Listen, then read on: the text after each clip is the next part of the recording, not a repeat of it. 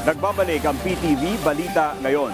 Nagpulong ang liderato ng Kamara at ilang rice stakeholders para pag-usapan kung paano maparami pa ang supply ng bigas sa bansa at maibaba pa ang presyo nito sa merkado.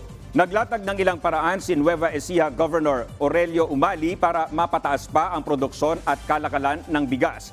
Sa naunang press conference ng Kamara, kinumpirma ni House Speaker Martin Romualdez na sa loob ng buwang ito nakatagdang ilunsad ang Malaya Rice Project, katuwang ang DSWD. Nasa 2.5 million beneficiaries ang inaasahang makikinabang dito sa buong bansa at sisimulan muna ang proyekto sa Metro Manila. Sa ilalim ng programa, bawat benepisyaryo ay makatatanggap ng 1,000 pesos cash assistance at 15 kilo ng bigas na nagkakahalaga naman ng 500 hanggang 600 pesos.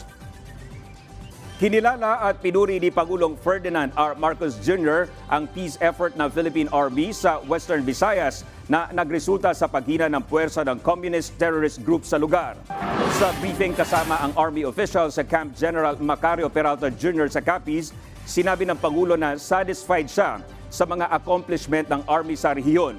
Base sa ulat na inilatag ng 3rd Infantry Division, ang mga armadong grupo ay nagpapanggap bilang humanitarian group na nanghihingi ng pondo mula sa international institutions para sa mga katutubo sa lugar.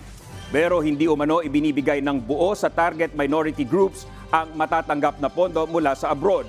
Katuwang ng 3rd Infantry Division ang Joint Task Force Spear, Joint Task Force Group Cebu, 301st, 302nd at 303rd Infantry Brigade para matuldukan na ang natitira pang 5 guerrilla front sa lugar. Positibo si Pangulong Marcos na magiging insurgency-free na ang rehiyon. Dagdag pa niya, dapat lang masiguro na hindi na makakahanap pa ng paraan ng mga rebeldeng grupo na mapondohan ang kanilang operasyon. Maganda ang nagiging performance niyo dahil mabilis ang progreso. Paliwanag na tama ang ating ginagawa, tama ang ating mga strategy, tama ang ating pag-apply ng NTF-ELCAC. Ngunit patuloy pa rin ang military operations. Antay ko ang imbitasyon ninyo makabalik dito sa 3ID para ideklara ang area na ito insurgent-free. Antayin ko yan. But go ahead and keep up the good work. Keep working. We will get there in the end. Well done to all of you. Congratulations. At yan ang mga balita sa oras na ito. Para sa iba pang update, i-follow at i-like kabe sa Facebook at Twitter sa @PTVPH. Ako po si Dominic Albelor. Magandang hapon.